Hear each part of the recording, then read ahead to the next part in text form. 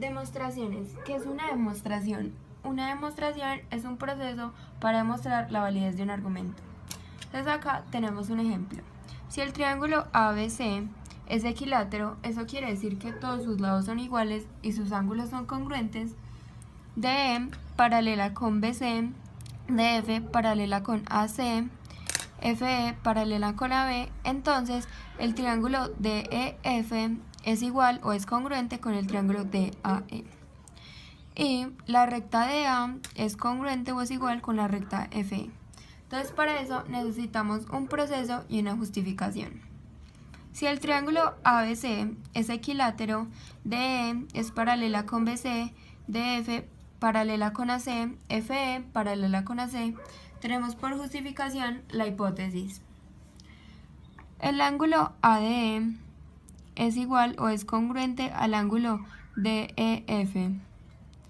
La justificación es que son alternos internos y FE es paralela a B.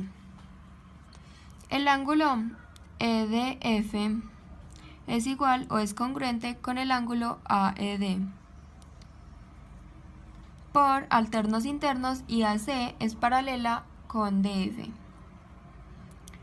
DEA más ADE menos 180 grados nos da DAE, este ángulo. La justificación es criterio de triángulo equilátero. FDE, este ángulo, más FED menos 180 grados nos da DFE, este ángulo. Por el cuarto paso, criterio de triángulo equilátero. DAE, el ángulo, es igual al ángulo DFE.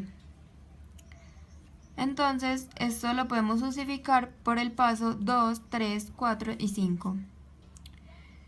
Y por último, tenemos que el triángulo DEF es igual al triángulo DAE por el paso 6. Y también tenemos que justificar por qué la recta DA es igual a la recta FE. Y esto se da por el paso 7, ya que los triángulos son congruentes.